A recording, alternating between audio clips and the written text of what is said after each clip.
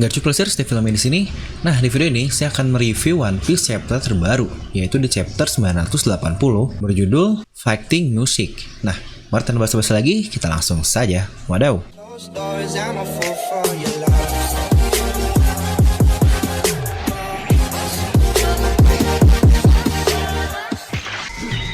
Nah, seperti biasa, sebelum lanjut video ini, jangan lupa untuk subscribe dan juga nyalakan bel notifikasinya ya, agar video review Nomi langsung muncul di HP kalian. Serta pastikan kalian menonton video ini sampai habis, jadi tidak ada informasi yang miss dan juga yang terlewat. Nah, sebelumnya, saya mau mengucapkan minal aizin wal faizin, mohon maaf lahir dan batin. Jadi jika ada salah kata atau apapun dari Mimin minta maaf dan selamat lebaran. Garcu! Dan jangan lupa juga buat kalian, sekarang ini masih suasana pandemik. Jadi mohon agar kurva kembali aman, entar lah jika kalian mau beli baju baru untuk lebaran atau apapun. Jadi sebisa mungkin kalian masih tetap di rumah dan menjaga kesehatan. Daripada kurvanya naik lagi, corona ini akan makin lama untuk beresnya. Jadi kapan kita mau bebas bos, jika kalian masih sering keluar-keluar dan berkumpul di tempat ramai seperti itu. Nah, kita akan langsung masuk ke chapter terbaru dengan judul Fighting Music. Seperti biasa, kita akan mulai dari cover story. Ternyata Lola seperti biasa, dia langsung mengajak nikah siapapun cowok yang dia temui. Jadi, apakah Goti ini akan menerimanya? Dan jika seperti itu, dia akan menjadi adik ipar dari BG. Wadidaw, mantap. Dan kita akan berlanjut ke banket, di mana Oshiruko dibuang-buang, yang akhirnya membuat Luffy marah besar. Dan benar saja, dia langsung mengeluarkan Elepantogan dengan hakinya untuk menghajar para cecunguk sialan yang berani membuang Oshiruko kesayangan Otama itu. Dan sini pun kita melihat Kid ternyata memang sudah berada di dalam, namun di posisi yang lain dari Luffy. Dan tiba-tiba saja lantai 2 gedung tersebut terbelah dengan halus sekali. Ya, itu adalah potongan dari pedang. Muncullah di situ Zoro. Sepertinya dia sedang meng-show off penggunaan Enma-nya yang anjay banget.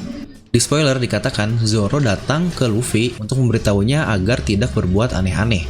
Tapi jika kita melihat di chapter ini, ternyata sepertinya Zoro ini hampir tersesat. Karena dikatakan dia sedang berada di bawah, namun ketika dia mendengar suara keributan, yaitu keributan yang dibuat oleh Elepantogan Luffy, dia langsung datang ke arah tersebut.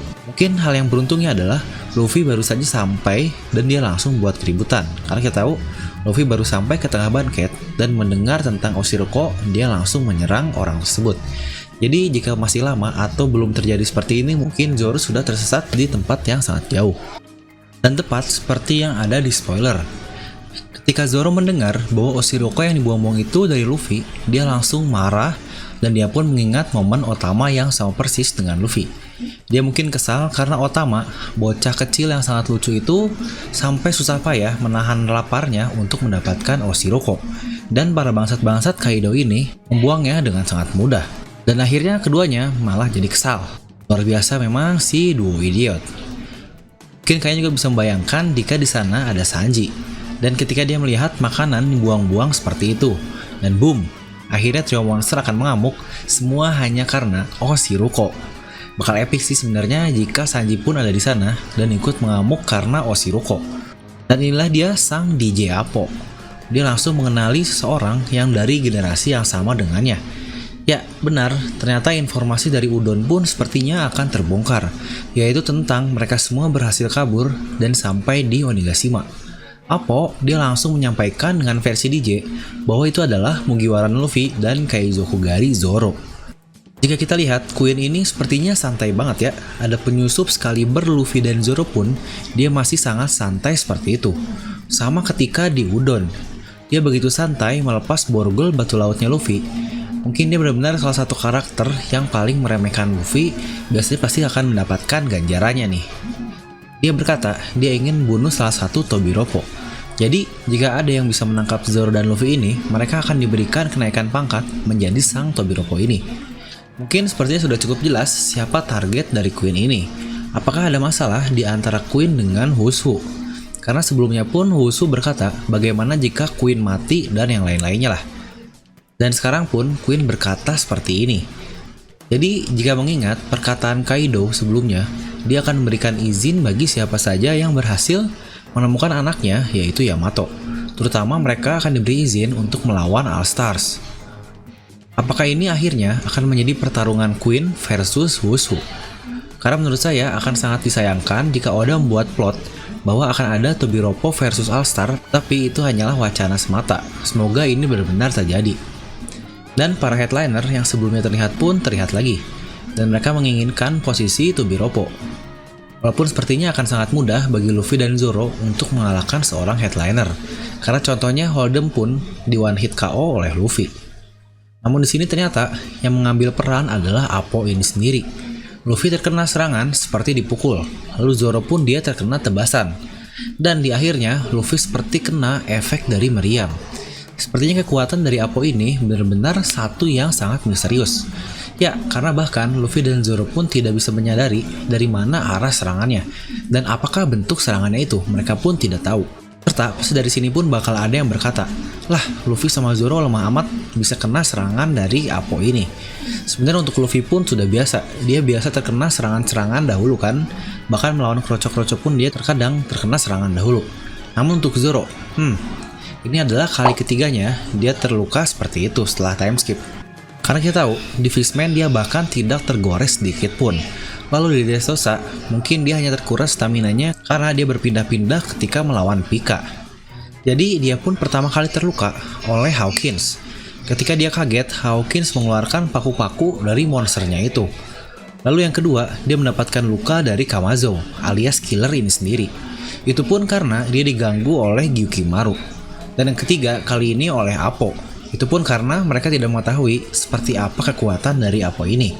Makanya informasi itu sangatlah penting. Serta apakah kalian sadar, mereka bertiga ini yang melukai Zoro adalah semuanya supernova, yang sama dengan Luffy dan Zoro sendiri. Serta jika kalian ingat-ingat lagi, kekuatan yang dikeluarkan oleh Appo ini untuk menyerang Luffy dan Zoro, itu sama persis dengan yang dia gunakan untuk menyerang Kizaru di Sabondi Archipelago. Bahkan itu adalah satu-satunya serangan yang dapat mengenai tubuh logianya Kizaru. Seperti contohnya tangannya yang potong tiba-tiba, dan dia pun terkena ledakan.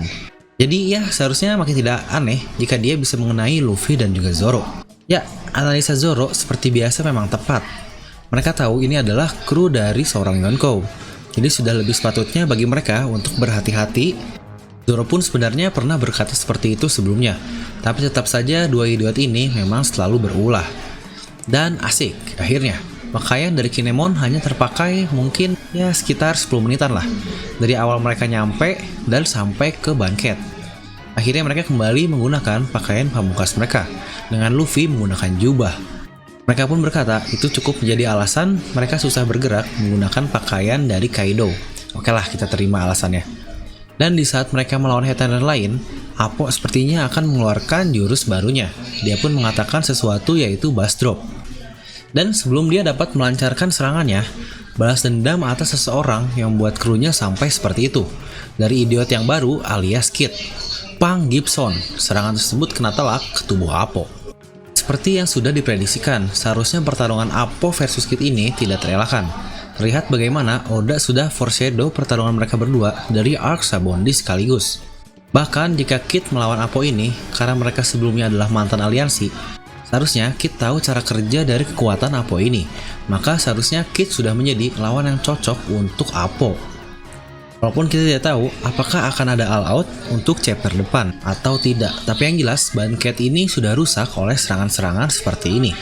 Tepat seperti prediksi dari Trafalgar Law. Luffy dan Kid ini akan menjadi umpan agar mereka bisa menerobos lewat belakang.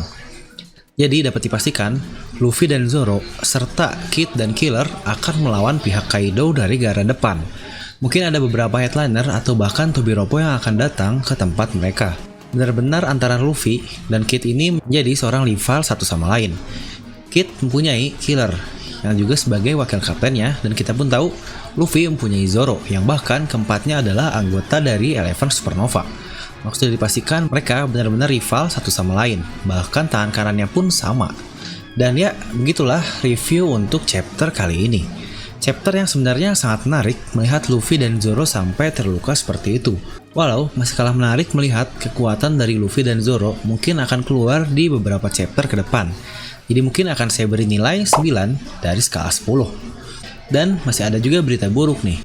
Jadi minggu depan One Piece akan libur lagi guys. Sepertinya pola seminggu ada, seminggu libur ini masih berjalan, karena ini adalah efek dari corona di Jepang juga.